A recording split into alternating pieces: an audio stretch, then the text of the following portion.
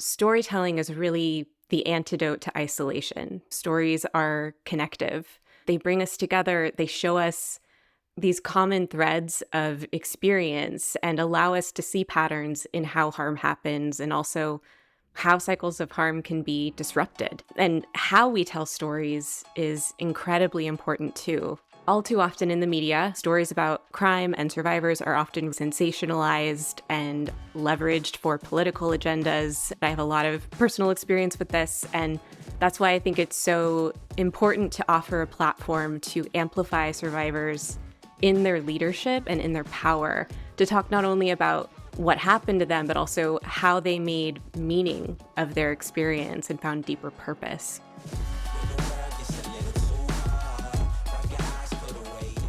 Welcome to Crime Survivors Speak. My name is Aswad Thomas. I'm the National Director of Crime Survivors for Safety and Justice. We are a national network of 185,000 crime victims from across the country. If you haven't already subscribed to stay up to date on the latest episodes, you can do that on YouTube, Apple Podcasts, Spotify, and other streaming services by clicking on the link on your screen or going to the website at www.cssj.org/podcast. Man, today is a unique episode. So today I'll be talking with Annie Nichol. Annie is a survivor, a partner of Crime Survivors for Safety and Justice. And guess what, y'all? Annie served as the producer of our Crime Survivors Speak podcast. And like many of us, Annie has been affected by violence. I'm excited about this. Welcome to the other side of the podcast. Looking forward to today's conversation. Well, thanks for having me. I think I came on as a producer when you were just a few episodes into season 1, and I really enjoyed my role behind the scenes. But you and I are always talking about, who should we bring on the podcast? And I don't think it ever really occurred to us until one of our colleagues suggested that I be a guest. And we were like, oh yeah, that makes sense. But yeah, it's great to be on this side of things today. Awesome. And if you all are listening now, Crusher, you all can see and hear the evolution of the podcast, right? Since we first started last year. That's a lot of thanks to you, Annie, as well. So I want to dive into that podcast producer role, right? So as a producer on the Crime Survivors Speak podcast, would you talk about how you see the role of storytelling in creating more safety and healing for survivors? Oh man, I believe that storytelling is a vital part of healing and recovery and creating more safety for survivors. One of the most dangerous things that trauma does is isolate people and make them feel alone in their pain. And as we hear all too often on this podcast, that message is often really reinforced by the absence of resources or support in the aftermath of experiencing a trauma. So for me, storytelling is really the antidote to isolation.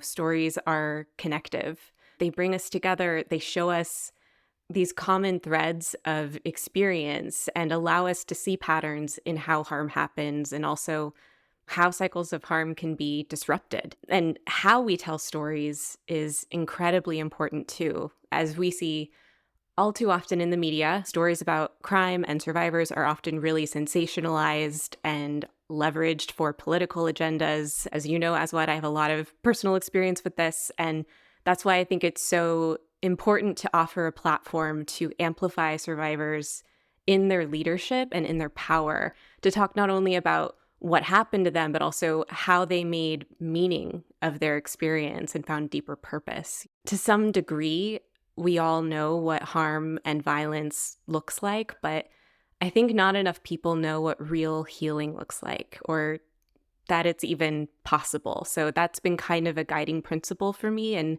working on the podcast. To be honest, the podcast has been a really important part of my own healing. I'm a survivor, but my experience is really different from most of the people we feature on the podcast. I'm a survivor of a high-profile crime that people still talk about today and which was used by politicians at the time to actually change the landscape of the criminal justice system for the worse. So while I have the rare experience of being really publicly validated as a survivor, which is a privilege far too few survivors receive, there was also a lot of exploitation There was a highly influential victims' rights movement that excluded and erased survivors from marginalized communities. So to get to work behind the scenes, amplifying those stories of those survivors and lifting up the incredible work they do, for me, that's a kind of counterbalancing of that erasure that has helped me heal too. Mm. Thank you for sharing that. I tell you, like the importance of sharing our stories, the importance of listening to other survivors share their story is, just been so healing and therapeutic for so many of us in this work, and so many people who have listened to the podcast as well. But Andy, I want to talk a little bit more about your survivor story. What was it like to have your personal trauma become the backdrop for a national conversation on crime and criminal justice over the past 3 decades? Yeah. Well, I'll begin by talking a little bit about what happened. So, my sister was a girl named Klaas who was kidnapped from our bedroom 30 years ago on the evening of October 1st, 1993. A man had followed Polly home earlier that day. He broke into our house while we were sleeping and he abducted her. And there was a nationwide search that lasted for almost 2 months until Polly's body was found. And as you can imagine, life changed really drastically after Polly's death. I was 6 years old when Polly was taken, which is too young to really process a trauma like that. Looking back, I really wish that we had been left to kind of grieve and heal in private, but Polly's case had been a leading news story the whole time she was missing. And then the media frenzy continued after her death. There was this national outpouring of grief and outrage. And even though her killer was caught and convicted, politicians realized that they could channel that outrage into sweeping legislative changes. And that's how 3 strikes was passed in California and across the country. So at this point, we've had 3 decades of 3 strikes, during which we've seen mass incarceration expand exponentially, with the worst impact on marginalized communities who are already most vulnerable to crime and violence. And it's incredibly painful to know that my sister was used to inflict that kind of harm on people. It has absolutely compounded my own trauma to see my sister's innocence weaponized in that way. And it's also really strange to be in this moment where so much of the rhetoric we hear around crime sounds so similar to what I grew up with 30 years ago. But one thing I know is that it's not too late for us to learn as a society to not use a tragedy like what happened to our family to pass more harm onto others. We really need policies that are driven by empirical data about safety rather than feelings of revenge and retribution. Wow. Annie, thank you so much for your courage, your bravery, your sister not being here the past 3 decades, and just seeing how the media and politicians use your sister's death, and your family's experience to help birth this movement that we have called mass incarceration, have helped to advance policies and laws in California across the country that have the 3 strikes law, which many of our listeners, I'm quite sure you've heard that phrase before, but also a lot of these sweeping laws, and sentence to juveniles to long-term prison sentences, a lot of the mandatory minimums laws that we have, and the 32,000 laws that have been enacted over these past 30 years. And a lot of that was law enforcement and policymakers and media using your family's experience, which has caused more harm, right, to crime victims and also to communities impacted by violence and also impacted by incarceration.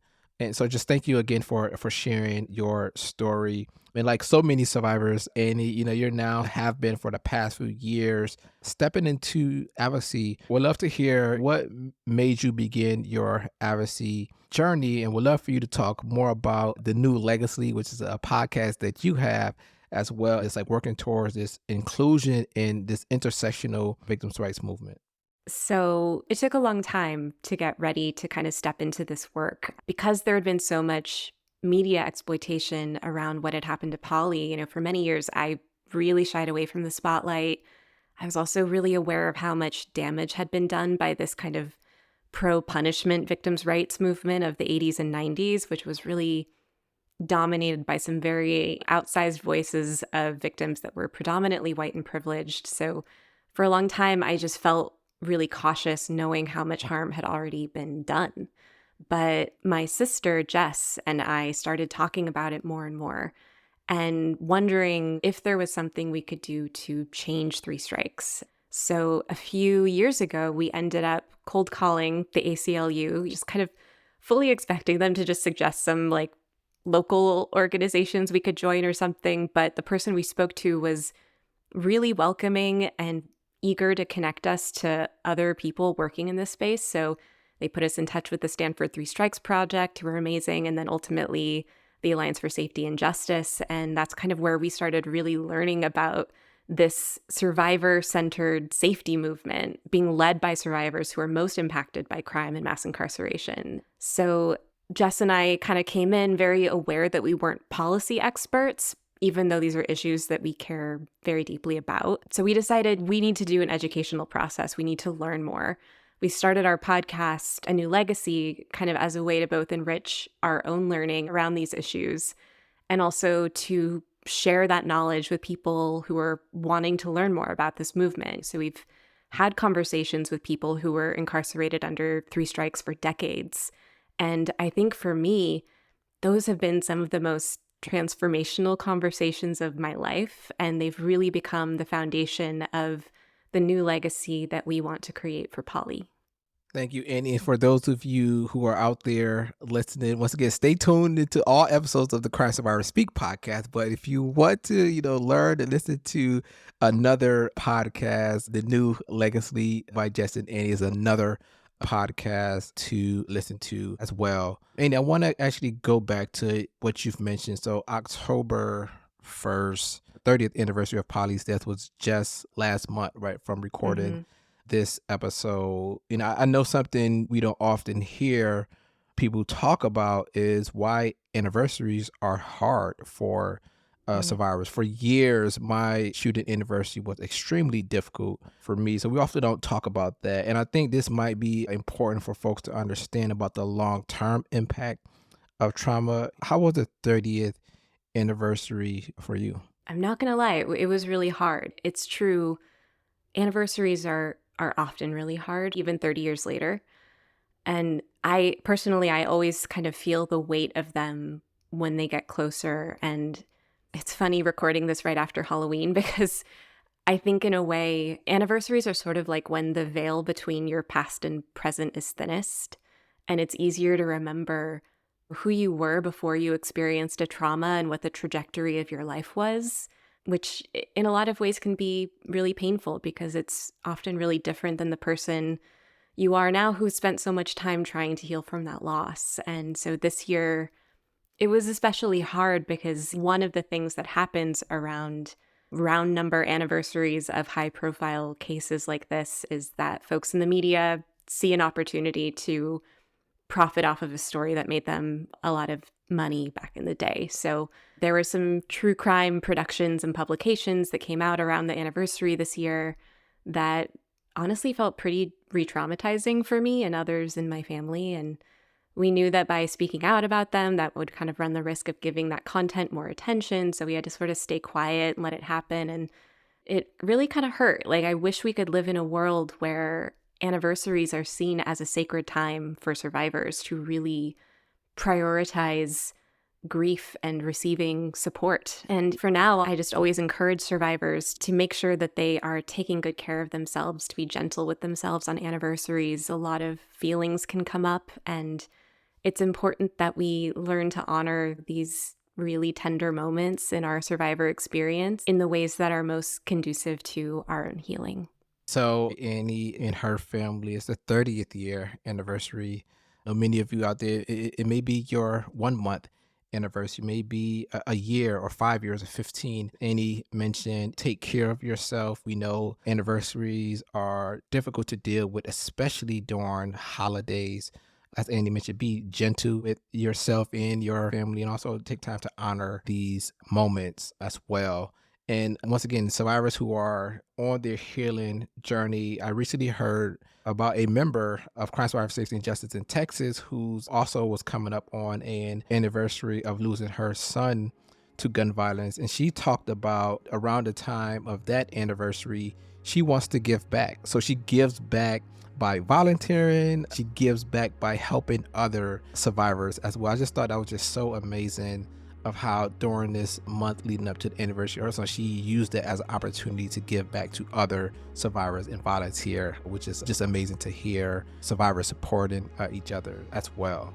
It's amazing. And you talked a little bit about this. Would love to go a little bit deeper. You talked about how finding out about Alliance for Safety and Justice and other organizations and kind of this new victims' rights movement, how that helped you heal throughout your journey. How has your understanding of healing and justice changed since you began this work? And what have you learned from our survivor community in hearing these stories at things like Survivor Speak event and being part of this podcast?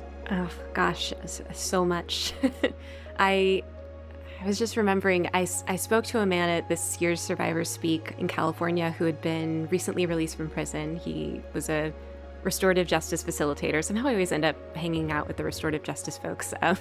But he was telling me that what he had realized when he was in prison was that it wasn't up to him to be forgiven by the people he had harmed, and all he could really strive to do was to be worthy of their forgiveness. And I've heard that kind of grace expressed by so many different people who have managed to heal and take accountability for their actions with no real support when they were in prison. I can't imagine an environment that would be harder to heal in than in a prison, and yet people do. And that's shown me that there is something in us that wants to heal and be whole. And witnessing that in all of these conversations has really meant more to me than I can say. Growing up, I didn't really know what healing looked like. I didn't know that it was possible or that there was an alternative to this punishment paradigm of justice. And yet, watching the impact of 3 strikes unfold in Polly's name, I knew it didn't feel like justice. I knew I didn't feel safe. And I think that's because deep down I knew that punishment isn't safety. You know, safety means giving people the opportunity to heal, to be accountable, and after doing that work, to take that wisdom and experience and help others. So, I mean, so many of the folks I've met who have experienced incarceration or been impacted by 3 strikes are some of the most remarkable healers I've ever encountered. And it's just so powerful to imagine how many more people could be contributing to this safety movement if we actually gave them the resources to heal. How many people could be contributing if we gave them the resources to heal? And Annie, just looking at the media in 2023, and we have a very big presidential election in this country and across the country, we still continue to hear this narrative by law enforcement, by legislators, and by folks who are running for office, this thought of being tough on crime, right? Those same narratives that we've heard 30 years ago, and we're still hearing those narratives about locking people up, more law enforcement on the street, and being tough on crime as a way to help communities be safe. Andy, would love to hear from you. You know, what is your vision for safety in this country, and what does safety mean to you? Yeah, I mean, for me, safety means replacing systems of punishment with systems of care. It's a really different way of thinking about it. And it's a funny thing because a lot of people, I think, who know my family's story think that the only meaning you can make of it is more punishment. Like, that's the only thing that most people can sort of understand. And I've made a really different meaning of my story. You know, I see the idea of prevention means going way further back than stopping this specific crime from happening. It means going further back in the cycle of harm to ensure that people don't become capable of that kind of harm to begin with. So creating systems that are designed to disrupt harm, abuse, neglect, all of these systemic kinds of harm that people are still dealing with. That to me is what safety looks like. That is the best vision for safety in this country, in our communities. Is really about replacing systems of punishment with systems of care. Andy, my last question for you, and just thinking forward to the ways you want to support and advocate for survivors. We have listeners from all across the country and all across the world. What are some of the ideas or things you have in mind to better support and advocate for survivors? I would really like to explore imagination and creativity as a vital part of sustainable activism.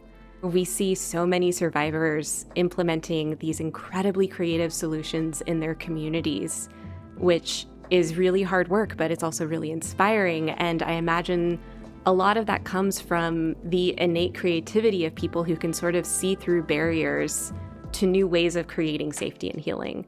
And I know for myself that my creative practices give me the energy that I need to be able to advocate for the things I care about. Actually, I don't know if you know this about me, Aswad, but I'm a writer. I'm a novelist, actually. You know, at any given moment, I probably have like 4 novels that I'm working on. When I'm like out in the world, half of my brain is just thinking up story ideas or like working on, you know, solving plot holes. And so long as that part of me is kind of awake and aware and dreaming up new stories to write, I know I can kind of summon the strength to do hard things. So yeah, I really like the idea of working with other survivors who want to resource themselves through creativity. And that can come in so many different forms, right? Like art, music, writing, spoken word poetry, you know, anything. But I think that imagination is a really important part of how we can change the world. So I love the idea of just broadening the scope of our imaginations as survivors with as much freedom as possible. And going forward on this podcast, I hope we can learn more about what people do to cultivate their own expressions of creativity in their lives. Wow, amazing. I have so many ideas now, so many ideas on what we will do together, you know, with crime survivors with safety and justice, just on really elevating that creativity of survivors across the country. As you mentioned, so many survivors and organizations are just doing incredible work. I know my email will be going off the hook, my phone and calls and text messages. Like, I heard what Andy said. I've been doing this. You know, I would love to partner with Crime Survivors Safety and Justice on that. So I'm looking forward to 2024, Andy, working more with you helping to transform how we share our stories, the creativity that we have. I'm a writer as well. I do want to plug. That's I great. did release a children's book called The Stars Represent You and Me, and it's a story about the last summer that I spent with my best friend before he was shot and killed in a drive-by shooting in 1993. And so part of my journey has been writing as well. So Andy, we got a lot to talk about. I know so many of our survivors have also wrote just amazing poetry, just so many creative ideas. I'm looking forward to that being another part of our conversation as part of the Crime Survivor Speak podcast as well. So if you all are out there listening, this will not be the last time you hear from Andy. We're going to pull her from behind the scenes more. Let's do it. I'm all in. Let's make it happen. Y'all heard it here first, y'all. So Andy, once again, thank you so much for being a leader in this new movement and being able to, with you and Jess and your family, being able to have that courage, change a harm that has devastated families and communities across the country, but help to rebuild this new vision of what safety looks like. And it's really about replacing those systems of punishment with systems of care. Andy, thank you so much for being on this side of the Crime Survivor Speak podcast. Once again, thank you all to everyone that's listening to today's episode. If you are inspired, I know many of you are. If you haven't became a member of Crime Survivor Safety and Justice, you can do that now by going to our website at www.cssj.org. Remember, you can tune into all podcast episodes on YouTube, Apple Podcasts, Spotify, and other streaming platforms. We are healing through action. I'm healed in so many ways just from listening to you today, Andy. And we know that when survivors speak, change happens. So thank you again, Andy. Thank you all for listening to today's episode of the Crime Survivor Speak podcast.